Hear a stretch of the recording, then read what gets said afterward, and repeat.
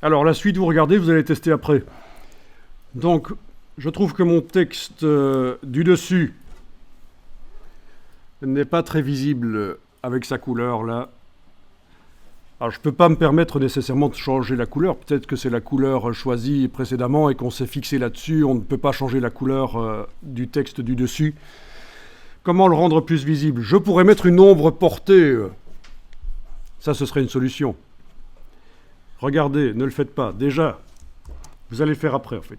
J'active le calque du texte. Je vais chercher dans les effets spéciaux les options de fusion. C'est ma porte d'entrée vers les effets spéciaux. Dans la boîte des options de fusion, là, je peux aller enclencher. Enfin, je suis dans options de fusion. C'est ma porte d'entrée vers les effets spéciaux. Je peux aller enclencher l'ombre portée et regarder ce que ça donne. Voilà. Et puis régler. Ça, on a déjà vu l'ombre portée. Mais visuellement, c'est un peu lourd parfois. On essaye de faire autrement. Vous voyez ce que je veux dire? Des ombres portées.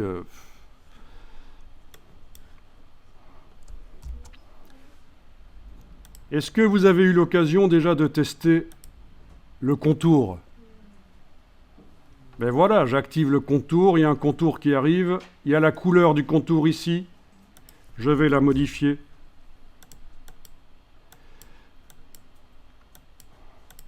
L'épaisseur du contour, etc. Alors, il ne faut pas y aller trop sur l'épaisseur bien sûr, sinon ça déborde sur les caractères. Et alors, de toute façon, il y a un problème, on ne peut pas, c'est pas acceptable un contour qui déborde sur les caractères, parce que ça modifie le dessin du caractère. Vous ne respectez pas le travail de la personne qui a dessiné les caractères, si vous faites ce genre de choses. C'est un problème habituel qu'on connaît dans Illustrator. Quand on veut mettre des contours sur les caractères, il faut connaître l'astuce pour que le contour se mette à l'extérieur. C'est pas acceptable qu'il se mette, qui déborde sur le caractère. Et c'est pour ça que vous avez ici l'option position extérieure. C'est beaucoup plus facile que dans Illustrator en fait, de mettre le contour à l'extérieur du caractère. Dans Photoshop. Et voilà, et vous choisissez quelle couleur de contour vous mettez. Allez-y et testez ça. Voilà une solution pour que le texte ressorte bien sur un fond. Lui mettre par exemple un contour. Et pourquoi pas blanc? La couleur du papier, forcément. Si on imprime le blanc, c'est pas une encre qui vient sur le papier. C'est la couleur du papier. C'est très rare quand on utilise de l'encre blanche quand on imprime. Pour des t-shirts, oui. J'imprime sur un t-shirt noir, j'utilise de l'encre blanche, par exemple. Mais c'est vraiment très très rare quand on utilise pour imprimer de l'encre blanche. Chez l'imprimeur, en tout cas, quand on imprime des brochures, des flyers, etc., il n'y a pas d'encre blanche. Hein. Le blanc, c'est le blanc du papier. Ça, il faut bien s'en rendre compte. Donc, techniquement, ici, dans Photoshop, on a choisi de la couleur blanche.